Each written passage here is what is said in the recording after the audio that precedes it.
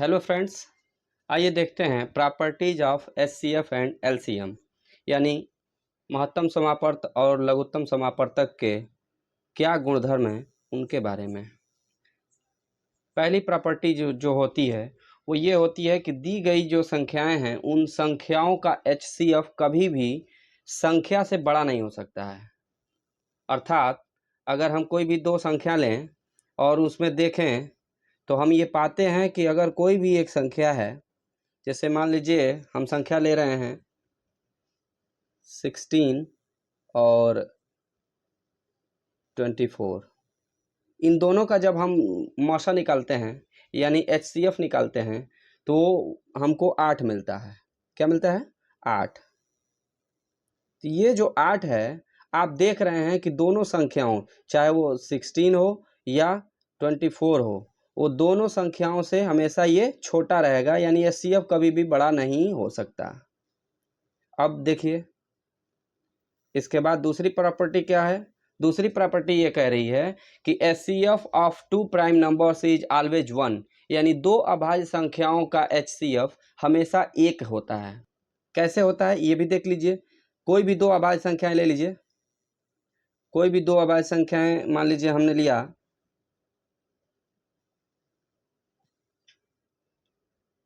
2 और 3 ले लीजिए, मान लीजिए ये भी अभाज्य संख्या है और 3 भी अभाज्य संख्या है। 2 और 3 दोनों संख्याएं क्या हैं? अभाज्य हैं। इन दोनों का एचसीएफ जब हम निकालते हैं तो वो हमारा एचसीएफ क्या आता है? वो 1 आता है।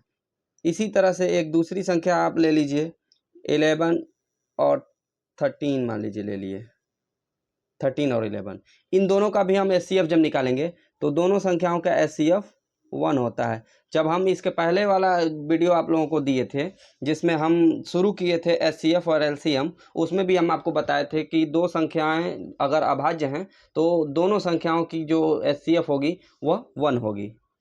इस तरह से ये भी प्रूफ हो गया। अब हम बात करेंगे अगली प्रॉपर्टीज के बारे में। अगली प्रॉपर्टीज हमारी है जिसको हम कहते हैं कि एचसीएफ ऑफ टू को प्राइम नंबर्स इज ऑलवेज 1, यानी दो सह अभाज्य संख्याओं का एचसीएफ भी हमेशा 1 होता है।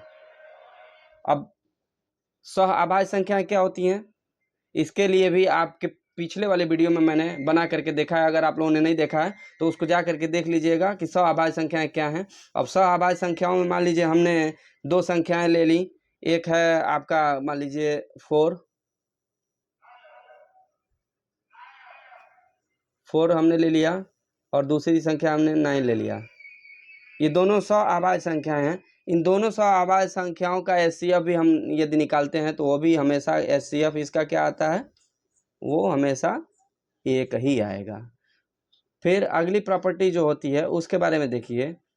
अगली प्रॉपर्टी हमारी होती है चौथी नंबर की प्रॉपर्टी, जिसको हम बोलते हैं कि HCF of two consecutive numbers is 1, यानी दो क्रमागत संख्याओं का एचसीएफ भी हमेशा 1 होता है। क्रमागत मतलब लगातार, जो लगातार संख्याएं हो, कोई भी संख्या आप ले सकते हैं, चाहे 11 12 ले लीजिए, 12 13 ले लीजिए, 25 26 ले लीजिए, 18 19 ले लीजिए, 80 81 ले लीजिए, कोई भी संख्या आप ले लेते हैं। 19 20 लगातार संख्या है ना, तो कोई भी अगर लगातार संख्याएं हम लेते हैं तो उसका भी एचसीएफ हमें क्या मिलता है? वो भी 1 मिलता है। कैसे? देख लीजिए। मान लीजिए हमने लिया 25 और 26, ये दोनों संख्याएं जो हैं इनका हम एचसीएफ निकालेंगे तो वो 1 निकलेगा। पिछली वीडियो में हमने एचसीएफ कैसे निकालना है, एलसीएम कैसे निकालना है, वो सारी जानकारी आप लोगों को दिया है। तो अगर आप लोग एचसीएफ और एलसीएम नहीं निकाल पा रहे हैं तो कृपया करके आप पिछला वीडियो जरूर देख लीजिए, जिससे आप लोगों को ये क्लियर हो जाएगा कि किस तरह से हम एचसीएफ और एलसीएम करते हैं। क्योंकि ये वीडियो ज़्यादा लंबा हो जाएगा, हम चाहें तो यहाँ भी करके दिखा सकते हैं लेकिन वीडियो काफ़ी लंबा हो जाएगा, इसलिए मैं आप लोगों से निवेदन करूँगा कि पिछले वीडियो पर जा करके आप उसको देख लीजिए। अभी तक हम देख रहे थे एचसीएफ की प्रॉपर्टी, अब हम देखेंगे एलसीएम की प्रॉपर्टी। इसमें एलसीएम की प्रॉपर्टी में देखेंगे तो होता है कि LCM of the given numbers can not be less than any of the given numbers, यानी दी गई संख्याओं का एलसीएम किसी भी संख्या से छोटा नहीं हो सकता। कहने का तात्पर्य ये है कि अगर कोई भी 2 संख्या आप ले रहे हैं या 3 संख्या ले रहे हैं, उन सभी संख्याओं का कभी भी हम जब एलसीएम निकालते हैं तो जो एलसीएम प्राप्त होता है वो दी गई संख्याओं में से हमेशा ही बड़ा होगा, छोटा नहीं होगा।